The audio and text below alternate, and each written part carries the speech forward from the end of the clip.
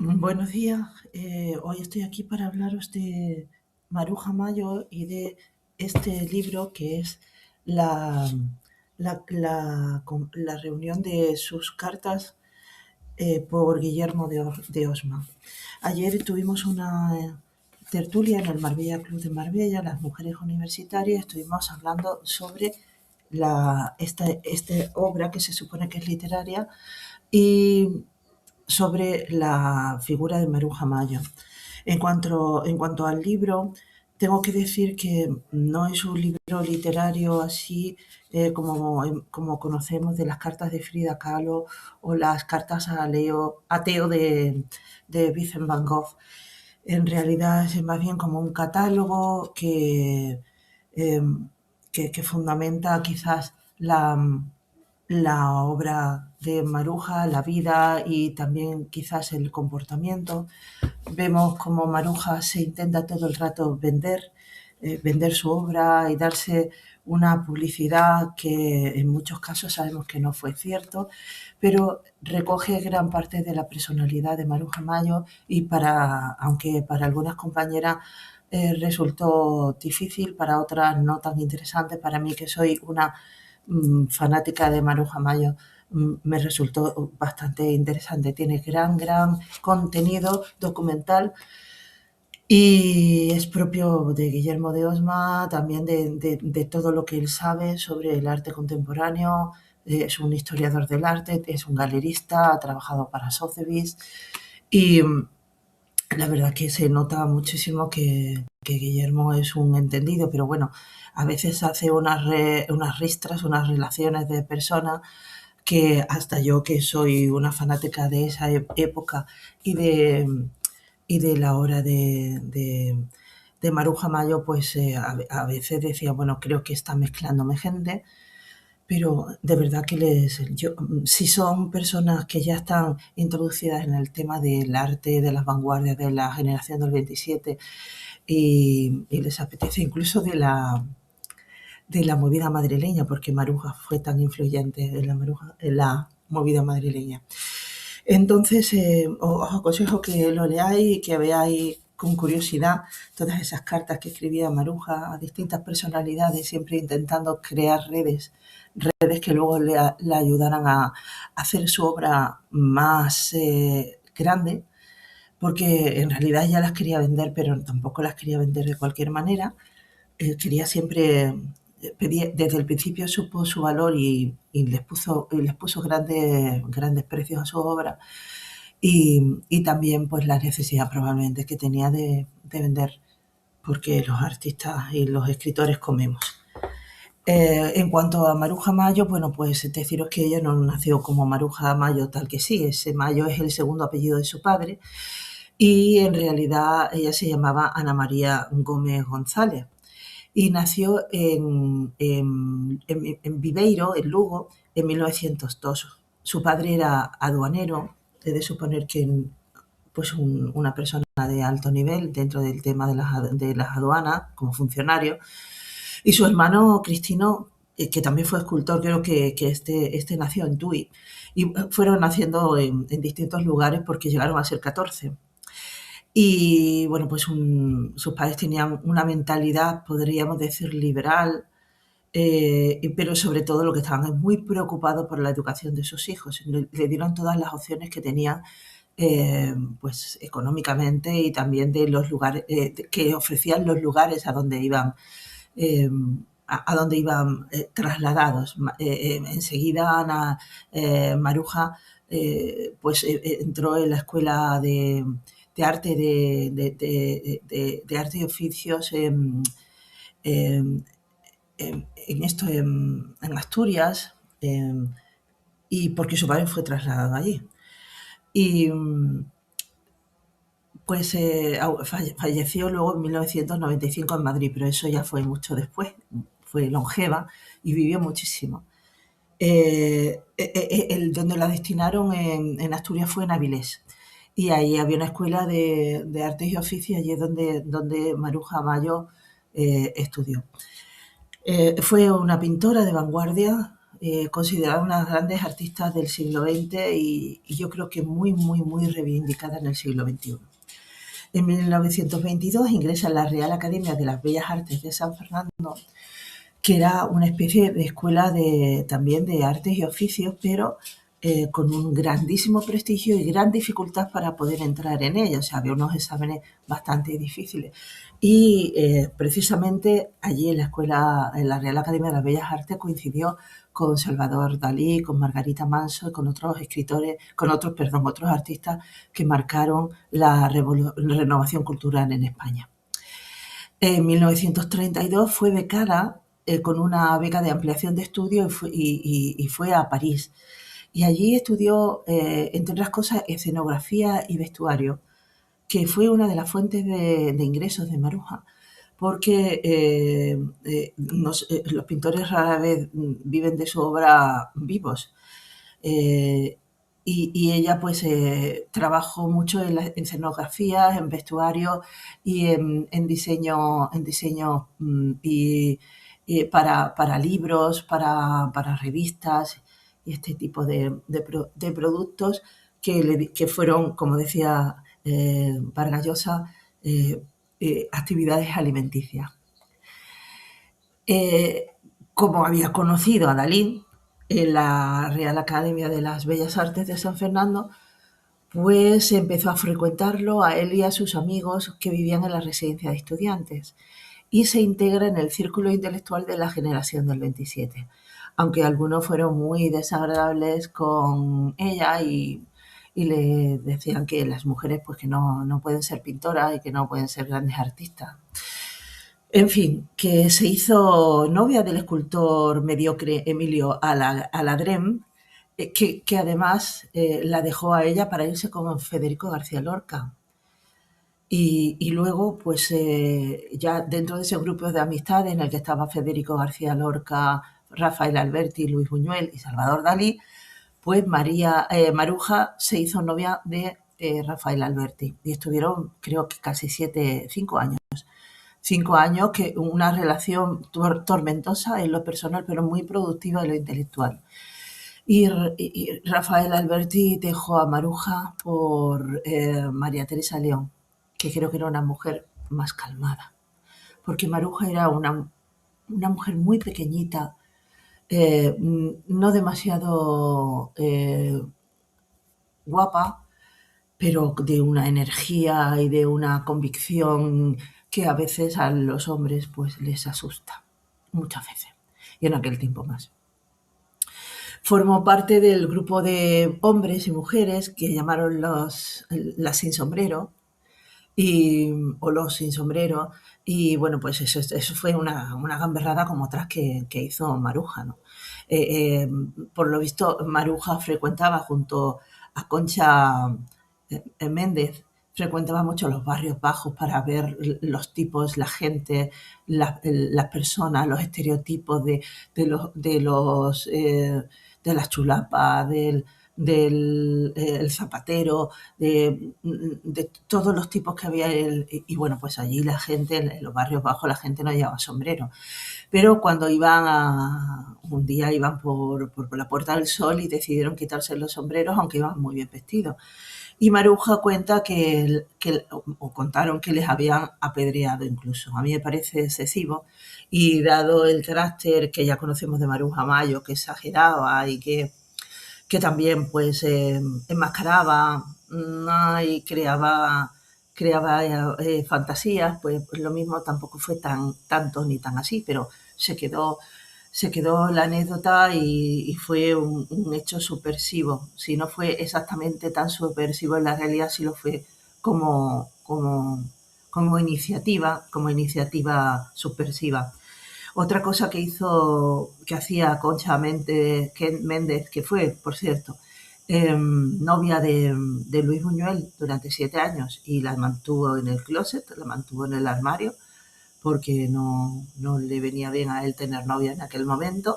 Y eso, que Concha Méndez era una mujer extraordinaria, era una atleta, una deportista increíble, nadaba, montaba en bicicleta y era una buenísima poeta.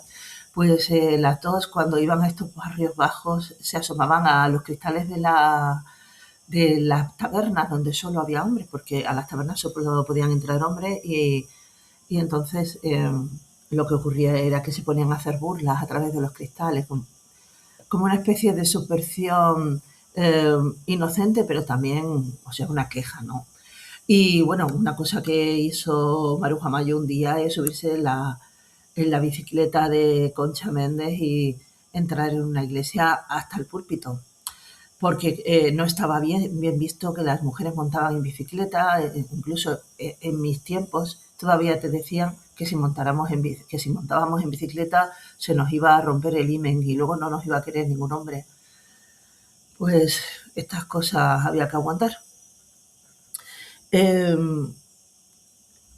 Luego a la pobre, porque no tuvo, en mi opinión, Maruja Mayo gran suerte con los hombres. Al final de la República ella hizo unas oposiciones para entrar en la función pública y empezó a preocuparse mucho por las misiones pedagógicas que intentaban llevar la cultura a los sitios más recónditos del país. Y bueno, pues en este devenir conoció a Miguel Hernández y Miguel se hizo novia de ella, pero bueno, ya sabemos que también a través de Pablo Neruda, que no es que Miguel Hernández, como nos han contado, fuese un cabrero de pueblo y que olía a cabras, como algunos decían, ¿no? En realidad tenía un grupo de conocidos y era no, su genialidad poética no había surgido de estar con las cabras. Estaría influido, lógicamente, por la naturaleza, por cómo funciona el devenir del tiempo en la montaña, en el campo, con los animales, pero eso no es verdad, eso de que Miguel Hernández era un pobre hombre que fue un cabrero. Pero bueno, la mala suerte que Miguel Hernández, para ella, quiero decir, la mala suerte para ella que Miguel Hernández lo metieron en la cárcel y luego pues murió de tuberculosis en la cárcel. Las primeras etapas artísticas, pues en Baruja empezó eh, influida por el realismo y el arte popular, del que hemos hablado, de irse a las calles, a los barrios, a ver cómo confluía toda la gente en las calles, en los distintos oficios, en los distintos caracteres, los estereotipos. Su primera exposición individual fue en 1928 y recibió el apoyo de Ortega y Gasset, que la apoyaría siempre y aún sigue reivindicando la Fundación Ortega y Gasset, Ortega y Marañón en este caso, la obra y la personalidad de Maruja Mayo. Destaca Maruja por su pintura innovadora, colorista y de gran fuerza compositiva. Maruja no fue una pintora prolífica, en realidad era muy concienzuda a la hora de hacer sus creaciones, las pensaba mucho, tenían un orden geométrico, eh, un posicionamiento de todas las figuras muy pensado y tardaban mucho en pintar. En realidad se sabe, se tienen unas 120 obras de Maruja. No es como otros pintores, como Picasso, que pintó miles y miles, y todas están en muy buenas condiciones porque Maruja se preocupaba por el uso de los mejores materiales que había para poder pintar. Y eso fue muy importante y da te dice mucho de el tipo de persona que era y lo meticulosa y lo en serio que se tomaba ella su trabajo. Contrasta profundamente con esa Maruja dicharachera escribiéndole a todo el mundo, diciéndole que le va a mandar un catálogo, que es esta que se promociona a sí misma y que es como una directora de marketing de los años 90, porque como había aprendido cómo tener las mejores redes de contacto y cómo llegar hasta ellos y por insistencia que le hicieran caso. y también pues a través de todas las personas que conocía, les escribía, se mantenía en contacto con ellos, no perdía esa red de posibles clientes y de posibles voces que pasaran su obra. Está influenciada por el surrealismo, por el cubismo, por el futurismo, yo pienso que también por el simbolismo, por supuesto por el arte popular español, y ella era tan inteligente y tan investigadora, tan concienzuda, que le maravillaba la ciencia, le maravilló algo que, que no estaba bien visto entre las izquierdas, y es el futurismo que venía de Marinetti, del fascismo italiano, pero siempre como ciencia, como investigación, como movimiento. Le fascinaba la geometría, la naturaleza, la astronomía, la astrología. Tenía un gran interés por las matemáticas y por las estructuras del universo, también por el esoterismo, y todo eso confluye dentro de sus obras. Tiene series muy importantes como Las Verbenas, que son esas escenas populares llenas de movimiento de sus primeras etapas, con una mezcla de tradición y modernidad y un poco efecto, lo que luego sería el efecto pop, ¿no? Esos personajes amables, coloridos. Luego sus estampas, que son una crítica social, influenciados mucho por el cine y la fotografía. Las que para mí son más duras, que son las de Cloacas y Campanarios, que es una visión muy inquietante de la España rural, con paisajes muy simbólicos y que también, en mi opinión, tienen mucho que ver con su relación con Miguel Hernández. Luego empezó a hacer, ya cuando se estaba marchando, aquellas obras que tienen que ver con la religión del trabajo, con la exaltación del trabajador, de una manera surrealista, simbolista, con las manos, con las máscaras, con las espigas. Y luego muchas naturalezas vivas a las que no solo pintó, sino se cubrió su cuerpo con ellas, como una performance, cuando luego estuvo en Latinoamérica y se relacionó con Pablo Neruda y se fue al Pacífico y se cubría con algas y parecía una aparición del mar. También esas naturalezas vivas, ella las mestizó con la geometría, con las conchas del mar, con los frutos, con esos elementos marinos y con una simbología de un equilibrio universal muy interesante. Tuvo un compromiso social, obviamente, sobre todo durante la Segunda República, defendiendo, bueno, y durante toda su vida defendió la libertad artística y fue bastante progresista en la Segunda República, y luego cuando estuvo en Argentina, en realidad tuvo relaciones bastante liberales, como la familia Ocampo y Bioy Casares, todas, pero yo no encuentro tampoco que tuviera efecto con Alfonso Reyes o con la familia Tuñón. No encuentro que tuviera profundas relaciones de amistad. Siempre era como relaciones con las que poder compartir y que le sirvieran de redes.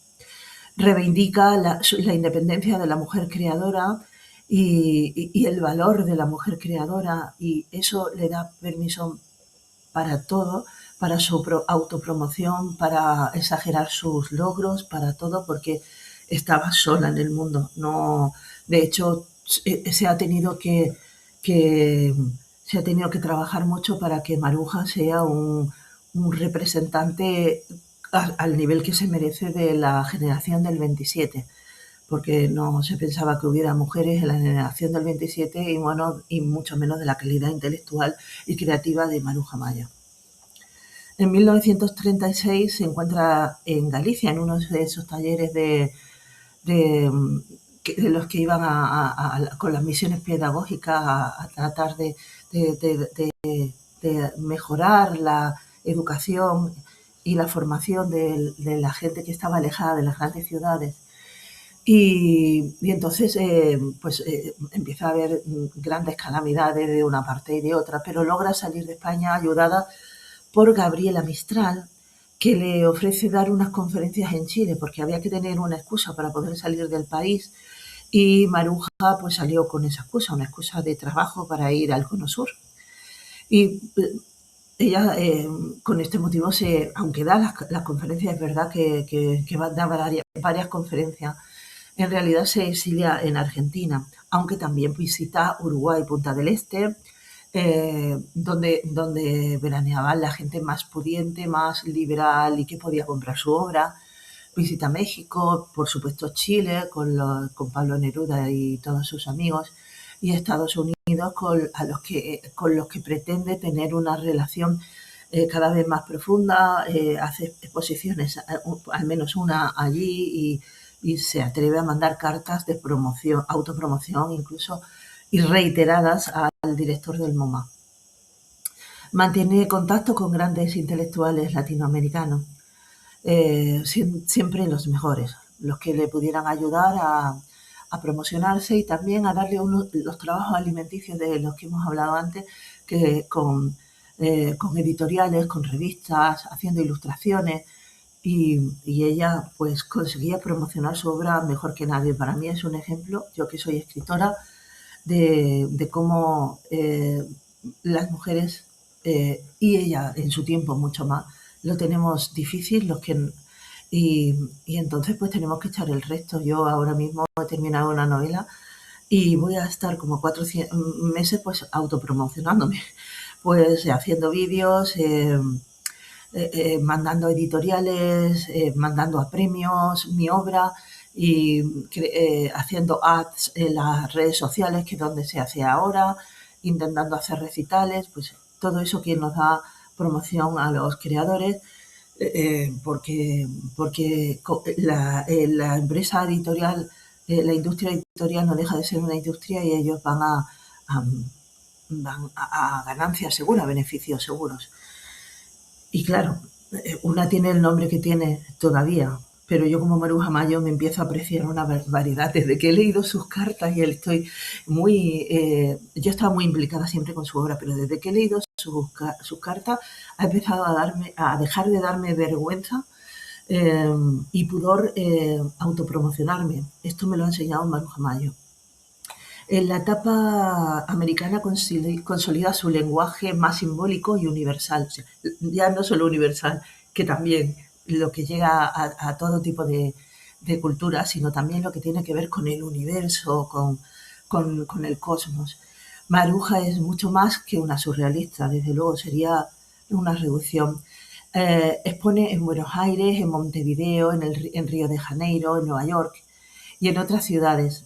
Imparte conferencias sobre arte y estética y se promociona a sí misma, como he dicho, porque tiene gran confianza en su talento y en su trabajo. Y además tenía unos grandes conocimientos, era una persona muy formada intelectualmente en muchas cuestiones intelectuales, pero sobre todo en estética y arte. Ella se dirige directamente a los más importantes resortes del arte, como ya hemos dicho, como el director del MoMA, pero en los últimos años, un poco ya cansada, se refugia en Argentina y empieza a ver que las corrientes intelectuales están cambiando, que están viniendo nuevas, que son diferentes, que ya no le interesan tanto, y luego la política también. La política de Argentina cambió de una manera que a ella empezó también a desagradarle, como diciendo, a ver, ¿qué hago yo aquí, que no estoy en mi país y allí no están peor? De regreso a España, en 1961, pues la recibió el poeta escorialista olvidado políticamente Leopoldo Panero, director de cooperación de la cultura hispánica, y Luis Rosales, que también está bastante olvidado actualmente. Solo Antonio Lucas habla muchísimo de Luis Rosales, y yo se lo agradezco porque es un poeta maravilloso. Tanto hicieron estos intelectuales por España por la cultura de España, por la cultura y por los exiliados, que regresaron muchísimos de ellos gracias a Leopoldo Panero y a Luis Rosales. Según las cartas de la propia Maruja, ya no le interesaba tanto el ambiente de Argentina, y y cuando llegó a España, pues vio que aquí no corría peligro su vida, que nadie la perseguía, y enseguida cuando volvió, se puso a hacer los preparativos, a recoger toda su obra, a recoger todas sus bibliotecas, para regresar completamente a España en 1965. Aunque cuando llega a España no se encuentra la generación del 27, lógicamente, y se encuentra un poco extraña, pero de repente se empieza a dar cuenta de que, de que es una España alegre, de que estaba desarrollándose y que todos los días la invitaban a recitales, a teatros, a tertulias, a los que enseguida se incorporó. Y fue una memoria viva para las culturas urbanas que se estaban gestando en aquel tiempo, que luego explotaron en la movida madrileña, que la tuvieron a ella como una especie de musa de la movida y la invitaban. Yo cuando veo fotos de Maruja Mayo, por ejemplo, en la exposición de la Galería Bijande de Andy Warhol o de las Costus, pues me doy cuenta de que Maruja Mayo no desentenaba nada. Ella vestía estrafalariamente, se ponía el pelo estrafalariamente, su maquillaje era muy estrafalario, pero nadie se iba a asustar teniendo en cuenta que a esas exposiciones, por ejemplo, acudía Tino Casal, La Chamorro o Alaska.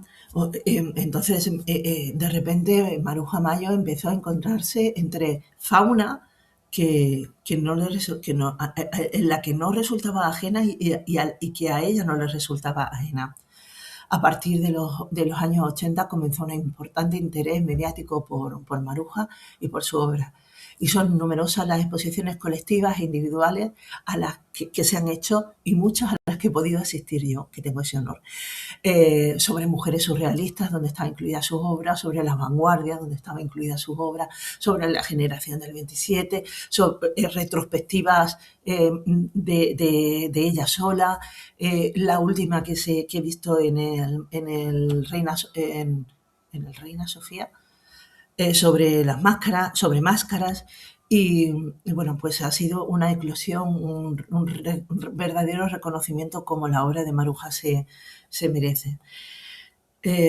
Como hemos dicho, la obra de Maruja se reconoce por un intenso color, composiciones muy estructuradas, un equilibrio entre lo racional y la imaginación, una presencia constante de símbolos y también de esas geometrías, y un interés por la ciencia, por la naturaleza, por el cosmos, por figuras monumentales y de gran fuerza visual, grandes manos. Pues ella era una gran perfeccionista, estudiaba muchísimo, leía una barbaridad y no fue para nada prolífera, pero sí fue muy intensa, tanto en su vida social como en su vida artística.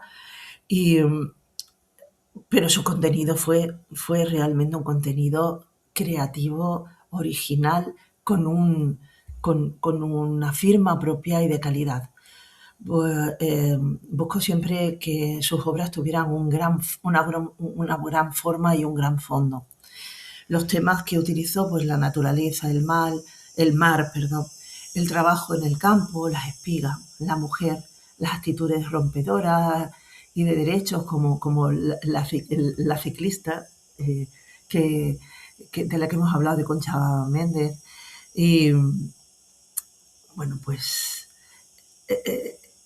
la modernidad, la libertad, el orden del universo, qué importante. O sea, entre toda esa modernidad y todo eso, sacar los pies del tiesto, ella volvía a que había un orden en el universo y que había una transformación de la materia, que tenía un orden.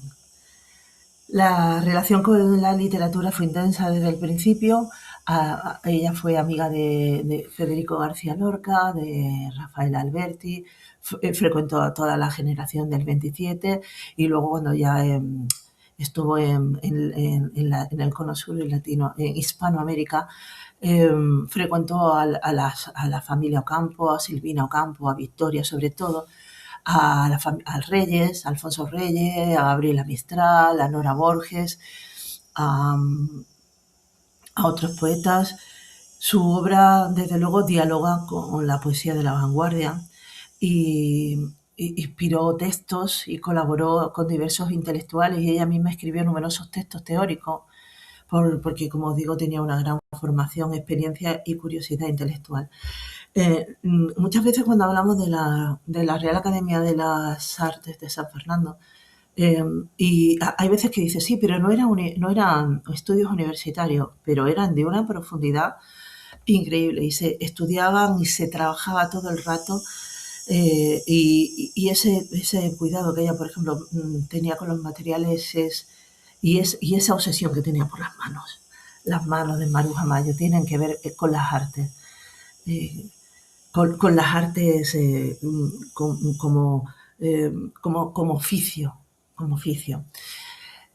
Bueno, pues le dieron la medalla de oro de las Bellas Artes ya en 1982, lógicamente, en su renacer, y fue referente absoluta de la vanguardia, del arte de vanguardia español y de la modernidad.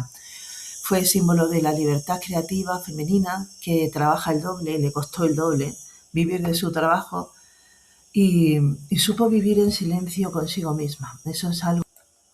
En las entrevistas que le hicieron en televisión, pues eh, Soler Serrano, creo que se llamaba, un programa muy interesante que había sobre literatura, sobre artes, y Paloma Chamorro, pues Maruja Mayo habló de la importancia del silencio, que tan importante se está haciendo en estos tiempos ahora, con personas que están trabajando sobre su espiritualidad, la importancia de vivir en silencio, de aceptar el silencio, de aprender a vivir con uno mismo, escuchándose a uno mismo sin desesperarse y sin huir de uno mismo. Y, y bueno, pues me pareció muy interesante porque este concepto del silencio lo he empezado a escuchar pues ya en la década de los 20 del siglo XXI. Maruja Mayo no fue simplemente una pintora surrealista, de hecho no era eso, o no todo, ni una artista de la generación del 27, aunque también, con todo derecho, fue una creadora que convirtió la geometría, la naturaleza, su cuerpo y la libertad en un lenguaje propio de expresión. Mientras muchos de sus compañeros ocupaban el centro de la historia del arte, ella quedó durante décadas en los márgenes. Hoy sabemos que sin Maruja Mayo la vanguardia española estaría absolutamente incompleta. Quizás debido a la dificultad que tuvo para promocionar su obra, ella se convirtió en su mejor agente.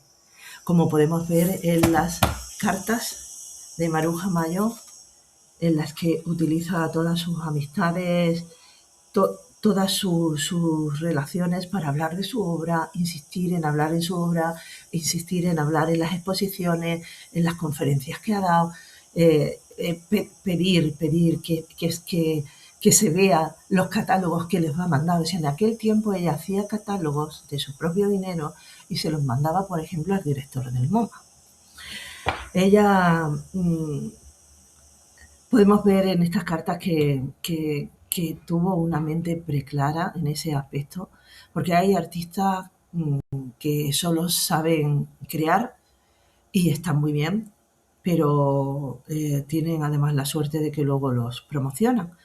Eh, pero bueno, tienen también luego a lo mejor unas vidas desgraciadas, como le ocurrió a Van Gogh. Pues Maruja tuvo una vida muy intensa en lo social y muy intensa en lo creativo.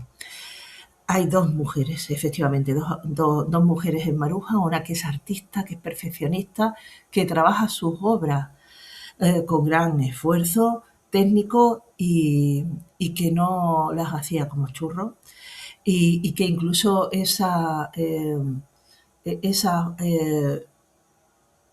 ese infantilismo que podía parecer que hay en su técnica es buscado, o sea, ella no da una pincelada sin que haya un motivo. Y luego hay otra Maruja, que es un animal social que busca su sitio, una mujer pequeñita, no demasiado agraciada y complicada para los tiempos que le había tocado eh, que le había tocado vivir. Tengo una amiga, Eloisa Sánchez Amillategui, que estaba en la tertulia y al comentar yo esto me dijo, demasiado carne para tan poco arroz. Efectivamente, era una mujer que tenía demasiado contenido para los tiempos para los tiempos en los que las mujeres debían tener el mínimo contenido para no dar problemas. En cualquier caso, Maruja Mayo era una performance con patas a la que Dalí ya en sus comienzos catalogó como mitad ángel, mitad marisco. Y gracias por haberme oído.